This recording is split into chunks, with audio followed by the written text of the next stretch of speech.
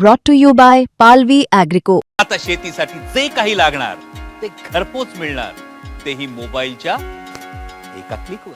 त्याच वेळेला दादा आम्हाला म्हणाले होते की अरे फार ताणाताणी करू नका, लवकरच आपण एकत्र होणार आहोत.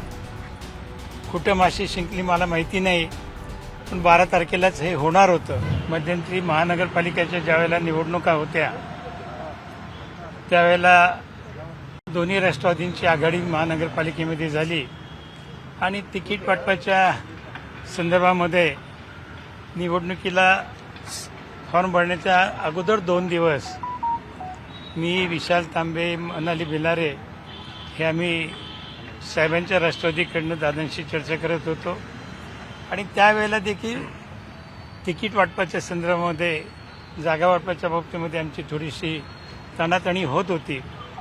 त्याच वेळेला दादा आम्हाला म्हणाले होते की अरे फार ताणाताणी करू नका, लवकरच आपण एकत्र होणार आहोत.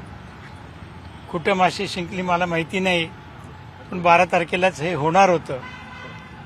त्यावेळेला ते सगळ्यांच्या देखीत ते बोलले होते. त्यानंतर जिल्हा परिषदांच्या निवडणुका जाहीर झाल्या.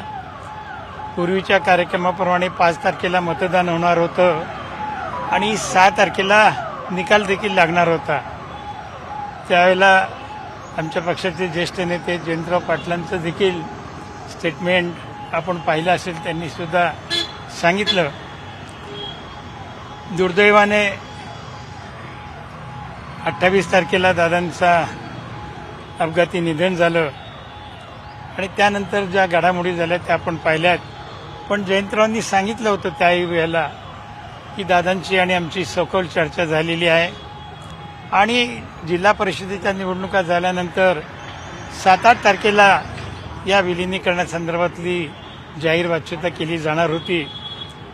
पण त्यावेळेला ती तारीख दादांना काहीतरी सोयीची नव्हती वाटतं, कारण दादा काहीतरी दिल्लीला जाणार होते.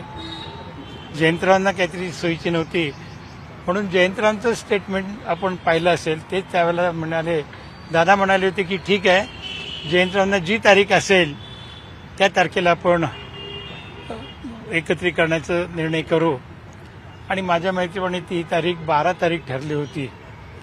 परंतु दुर्दैवाने 28 तारखेची दुर्घटना घडली आणि त्यानंतर आज जर दादा या 12 तारखेला आपल्यामध्ये असते तर या दोन्ही राष्ट्रवादीचं विलिनीकरण झाल्याचं आपल्याला पाहायला मिळालं असतं.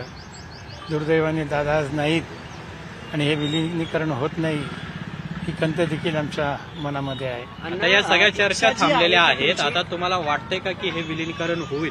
कारण की कालही तटकरे म्हणालेत की अशा पद्धतीची चर्चा कुठेही झालेली नव्हती. तुम्ही युपीए सोबत आहात, ते एनडीए सोबत आहेत. आता या चर्चांना ब्रेक लागला असं वाटतंय तुम्हाला दोन्हीकडून? एक लक्षात घ्या, ज्या काही घटना गेल्या महिन्यामध्ये किंवा त्याच्यानंतरच्या झाल्यात त्याची माहिती मी आपणाला दिली आणि आज ज्यावेळेला 12 तारीख उजाडली त्यावेळेला माझ्या मनामध्ये सहजच विचार येऊन गेला की अरे आज जर दादा असते तर आपण एकत्र झाल्याचं चित्र महाराष्ट्राला पाहायला मिळालं असतं. आता त्यानंतर ज्या काही घटना घडल्या त्याला आपण सगळेजण साक्षीदार आहोत.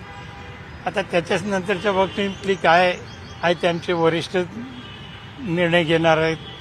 त्यामुळे आज त्या विषयावरती मी काही फारसं भाष्य करू इच्छित नाही. इच्छा तुमची दिसतीये, तुमच्याकडनं किंवा तुमच्या सगळ्याच वरिष्ठ नेत्यांकडनं ही इच्छा अगदी दादा गेल्यानंतर. मी आता या संदर्भामध्ये आणखी काही मी भाष्य करू इच्छित नाही. पण आज दादा असते तर आमच्या सर्वांच्या दृष्टीने एक अतिशय आनंदाचा दिवस तो ठरला असता, एवढंच मी सांगू इच्छितो. साहेबांच्या तब्येतीबद्दल फक्त सांगा की तब्येत आता बरी आहे साहेबांची तब्येत चांगली आहे. आजच मला सकाळी विठ्ठल मणियारांकडून माहिती मिळाली. त्याच्यामध्ये विठ्ठल मणियारांनी सांगितलं की काल साहेब रूममधून बाहेर आले होते आणि काही नातेवाईकांशी आणि विठ्ठल शेठशी देखील त्यांनी चर्चा केली आणि अतिशय ठणठणीत तब्येत आहे. कदाचित आज किंवा उशिरात उशिरा उद्या साहेबांना निश्चित डिस्चार्ज मिळेल. आपल्या सर्वांना माहिती आहे की मध्यंतरी या सगळ्या दगदगीमुळे त्यांच्या छातीमध्ये कफ झाला होता आणि कफाचा त्रास त्यांना यापूर्वी देखील होत असतो. त्याच्यामुळे साहेब तब्येत अतिशय चांगली आहे. उद्या आज किंवा उद्या हॉस्पिटलमधून त्यांना डिस्चार्ज मिळण्याची शक्यता आहे.